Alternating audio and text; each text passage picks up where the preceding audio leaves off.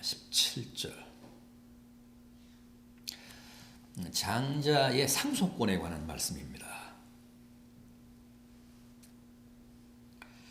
인간의 사사로운 감정을 내세워서 하나님의 원초적인 창조의 질서를 범하지 말라는 뜻입니다.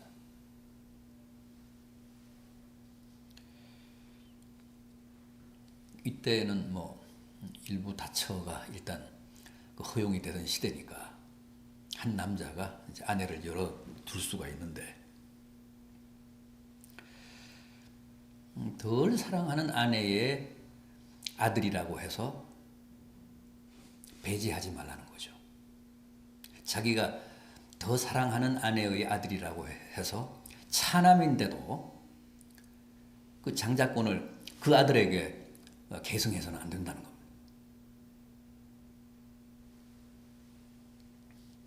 비록 덜 사랑하는 아내의 아들일지라도 그가 장자면 그에게 장자권을 줘서 장자가 누릴 수 있는 그런 상속권을 계승하라는 겁니다.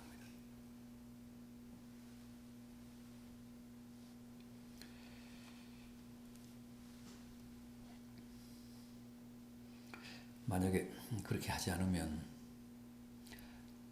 그 집안에는, 그 가게에는 더 이상 평화가 없습니다. 계속 불화가 계속될 거 아닙니까? 이어질 거 아닙니까? 자칫하면 칼부림도 날 수 있습니다. 큰 화가 임할 수 있기 때문에, 사단이 일어날 수 있기 때문에, 그래서 그 가정에, 그 가게에 파탄이 날 수 있기 때문에 더 많이 사랑하고 마음이 더 가는 것과는 상관없이 어느 아내의 아들이든 그가 장자면 그에게 장자권을 계승하라는 겁니다. 그래야 뒤탈이 없다고 합니다. 요즘 우리가 사는 이 시대의 문화와는 다소 거리가 있습니다만, 이때는 이제 일부 다처가 법적으로 인정이 되고 보장이 되던 시대니까. 그럼에도 불구하고 순리와 하나님이 세우신 위계 질서는 누구도, 또 어느 시대에도 함부로 범해서는 안 된다는 거죠. 장자면 장자니까 장자권을 인정해서 그의 몫을 보장하라는 겁니다. 우리나라 왕조사도 보면 그 왕의 총애를 입은 후궁의 아들이 왕이 되는 그런 것도 있잖아요. 그래서 피비린내 나는 궁궐 내의 권력 싸움이 벌어지는 그런 문제가 많았습니다. 없지 않았습니다. 그것은 다 하나님의 창조의 질서를 유린한 데서 온 비극입니다. 그걸 사전에 막기 위해서 하나님은 그가 누구의 아들이든 장자라면 그에게 장자권을 보장하라는 겁니다.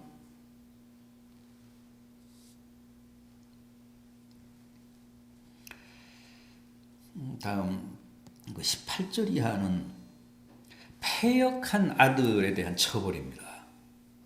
부모 말에 순종하지 않고 또 징계를 해도 그게 통하지 않는 경우, 그 부모의 마지막 선택은 뭡니까? 그 아들을 데리고 가서 성문에서 벌어지는 재판에 회부하라고 했습니다.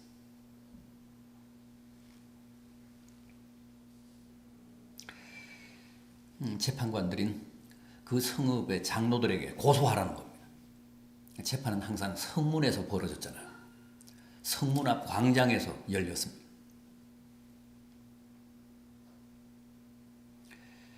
우리 아들이 부모의 말도 안 듣고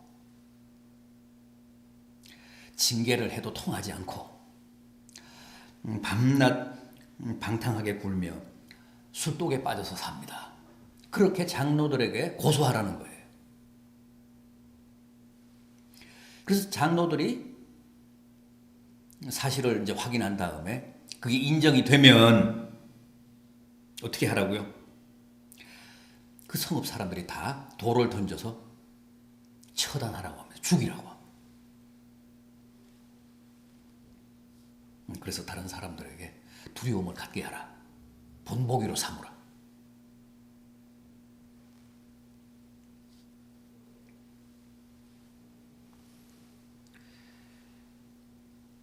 이스라엘은 아주 이런 시기부터 이렇게 부모에 대한 패역을 아주 가혹하게 징계했습니다.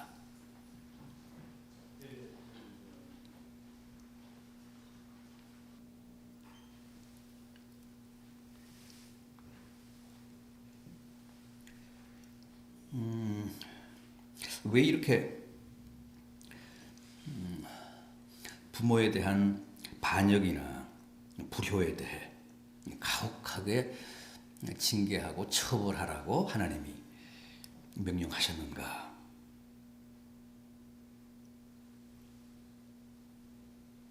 본질상 하나님 공경과 부모 공경을 같은 것으로 이해해왔기 때문이라고 했습니다.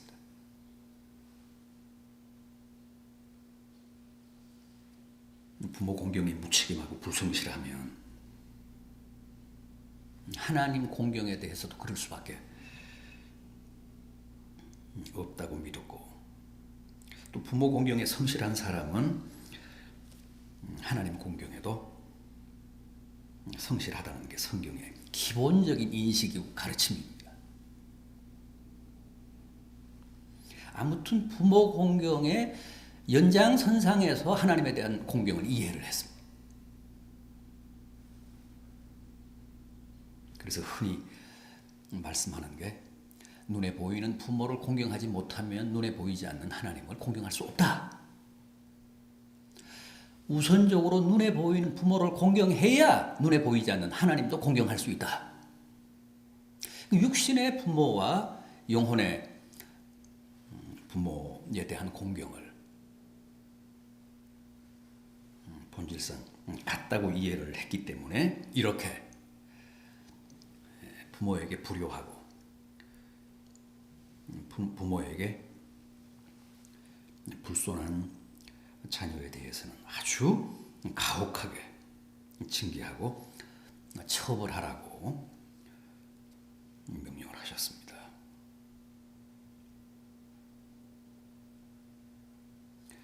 오늘도 본문을 보면 불순종하고 불효하는 자식은 돌로 쳐 죽이라. 인간적으로 보면 굉장히 극단적이고 가혹한데 이렇게 해야 결국은 궁극적으로는 하나님 공경도 바르게 이루어진다. 그런 취지입니다.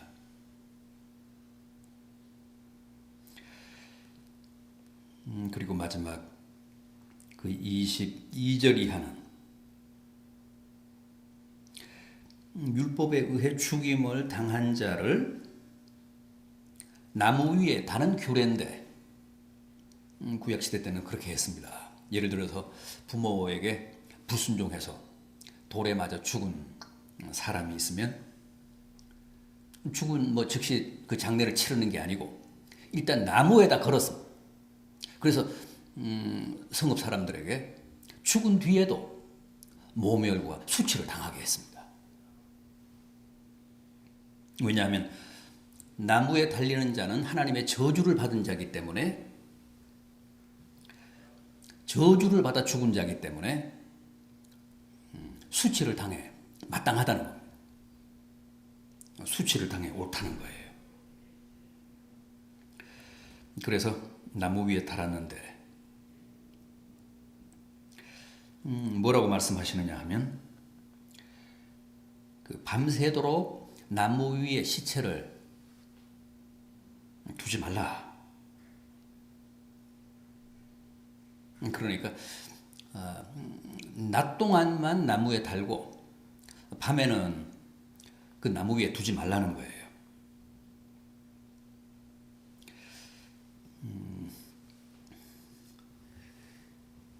그 갈라디아서 3장 13절 말씀을 보면 이런 말씀 나옵니다. 그리스도께서 우리를 위하여 저주를 받은 바 되사 율법의 저주에서 우리를 속량하셨으니 기록된 바 나무에 달린 자마다 저주 아래에 있는 자라 하였음이니라.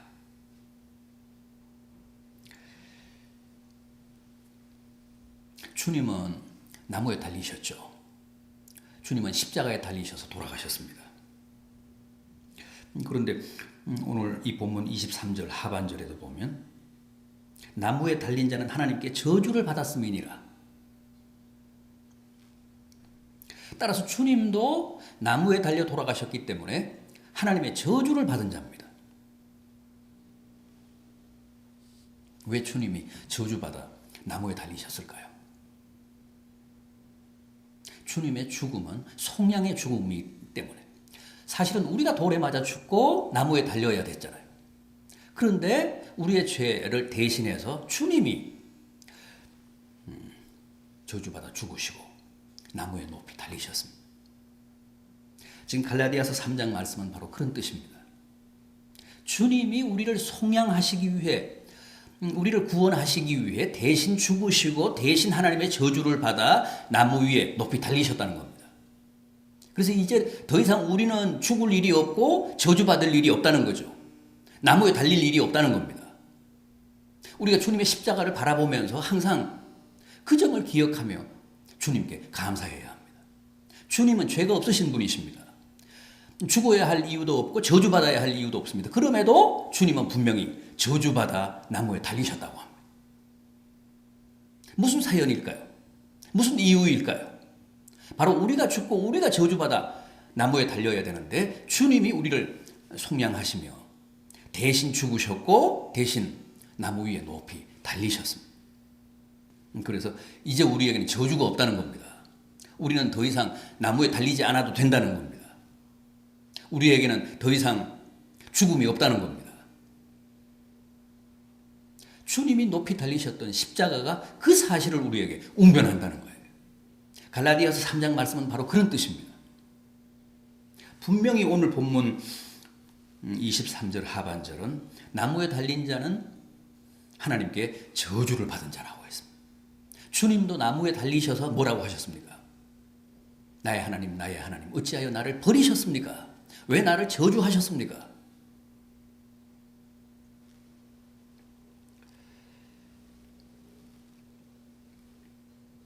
따라서 우리는 오늘 이 21장 23절 말씀을 통해 다시 한번 주님의 십자가를 생각하게 됩니다. 주님의 죽음을 생각하고 주님이 하나님께 당하시고 겪으셨던 저주를 생각하게 됩니다. 주님이 우리의 저주를 대신 지시고 나무에 높이 달리셨다는 사실.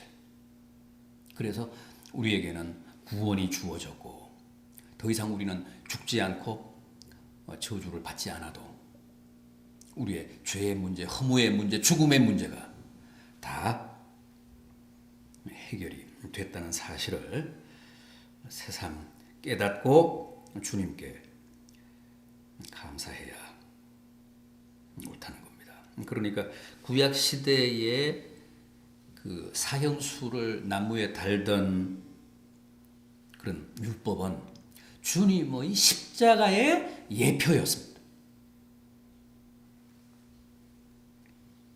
하나님의 저주를 받아 나무에 달렸던 구약 시대의 그 죄수들, 사형수들은 십자가에 달려 돌아가실 주님의 예표였다는 거죠.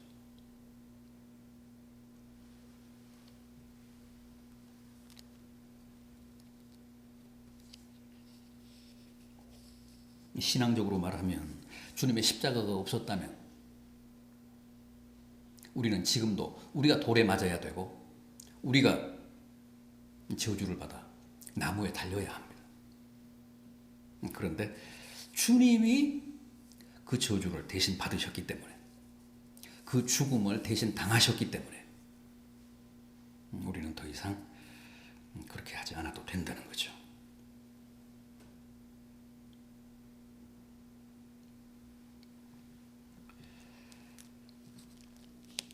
자, 이어지는 22장 1절에서 5절까지만 보겠습니다. 우리 같이 한번 읽겠습니다. 이어지는 22장 1절 이하 5절까지. 1절 이하의 말씀은 남의 것을 취하거나 또 남의 어려움을 못 본 채 하지 말고 반드시 남의 것을 찾아주고 또 남의 어려움을 도와서 그 어려움을 해소해 주라. 그게 마땅하고 그게 도리다. 더구나 그가 혈육일 때, 형제일 때는 뭐 두말할 게 없다. 반드시 그렇게 해야 복을 받는다는 말씀입니다. 우리는 형제의 소나 양을 봐도 성가시니까, 내가 바쁘니까 그걸 찾아주고 뭐 도와주려면 시간이 걸리고 또 내 일에 피해를 받게 되니까 그냥 못 본 채 하기가 쉽습니다. 못 본 채 합니다. 차라리 그냥 못 본 채 하는 게 낫다.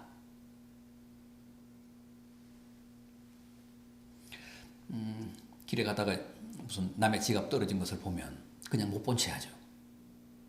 그걸 경찰서에 갖다 주면 또 뭐 경찰서에서 오라 가라 귀찮으니까.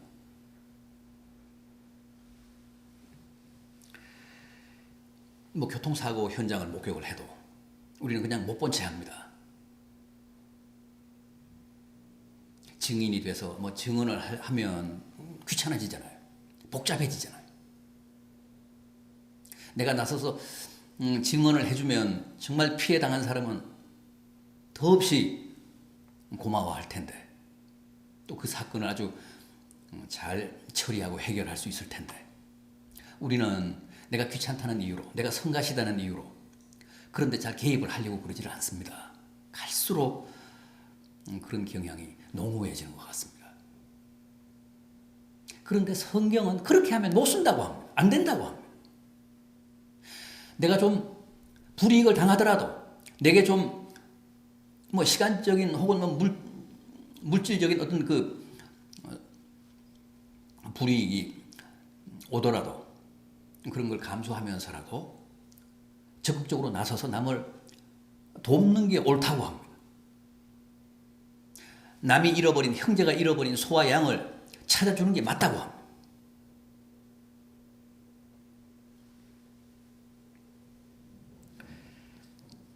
이건 이 시대 우리들에게도 꼭 필요한 말씀인데, 사실 우리가 이걸 살아가면서 우리 삶에 적용하기란 쉽지가 않습니다.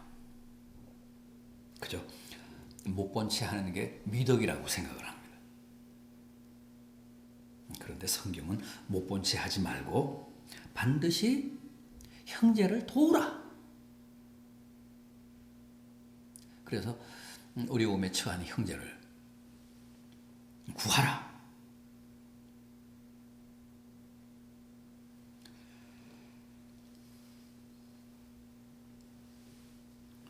이 말씀 꼭 기억하시기 바랍니다.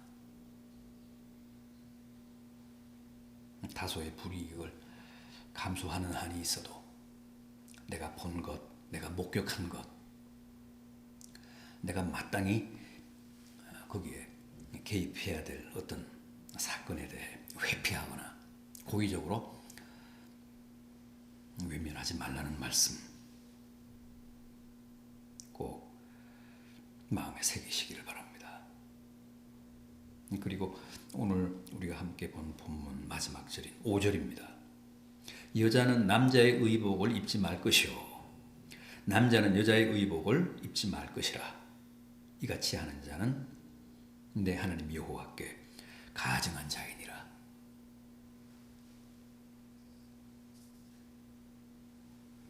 여자가 남장을 하거나 남자가 여장을 하는 것, 성서적으로는 옳지 않습니다. 뭐 복장뿐만 아니죠. 남자가 여자처럼 꾸미는 것, 여자가 남자처럼 꾸미는 것. 그러니까 하나님이 태초에 그 정해 주신 어떤 성의 정체성을 흐리게 해서는 안 된다는 거예요.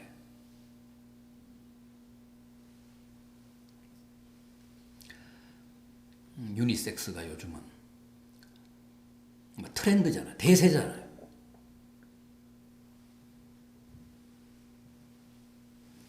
거의 남녀가 구분이 없습니다. 의상도 그렇고 헤어스타일도 그렇고 무슨 뭐 그 패션이 어쨌든 다 그렇습니다. 장신구나 화장까지 성적인 경계가 아주 모호해졌습니다. 그게 뭐 큰 유행입니다.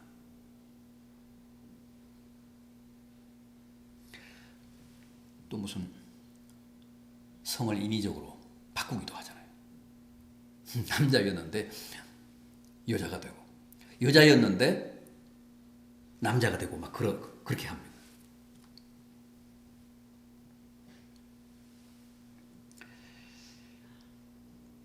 그거 다 성서적으로 맞지 않습니다. 그건 막장으로 가는 인간 문화의 현지소일 뿐이고 성경은 결코 거기에 동의하거나 동조하지 않습니다. 창조의 질서에 역행하는 짓이라는 겁니다. 그래서 하나님이 그런 모습이나 그런 사람에 대해 어떻게 하신다고요? 가증히 여기신다고.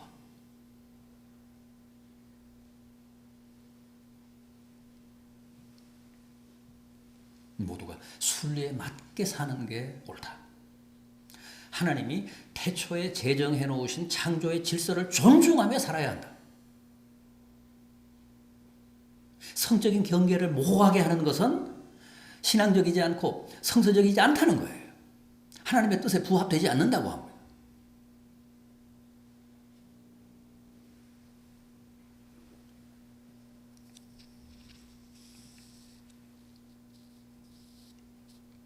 그러니까 오늘 우리에게 주어진 본문의 주제는 그런 겁니다. 하여간 하나님의 창조의 섭리를 존중하라는 거죠. 순리를 쫓으라는 겁니다. 역행하지 말라는 겁니다. 마음이 덜 가는 아들이라고 해서 차남인데 뭐 장남인데 뭐 그 차남을 장자로 그 장자권을 계승한다거나 자식이면 당연히 부모를 공경해야 되는데 불순종한다거나 또 형제의 뭐 소와 양을 보고도 그걸 찾아주지 않고 외면하는 행위라든가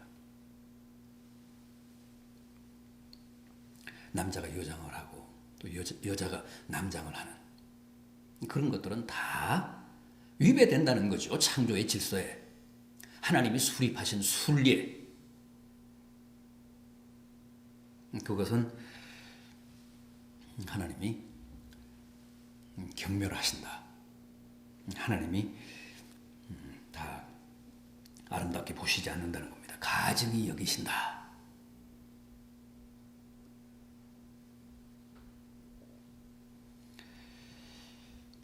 모쪼록 하나님의 섭리와 창조의 질서 그리고 순리에 복종하며 하나님 보시기에 아름다운 모습으로 살아가는 성도들 되시기를 진심으로 기원합니다. 기도하시겠습니다.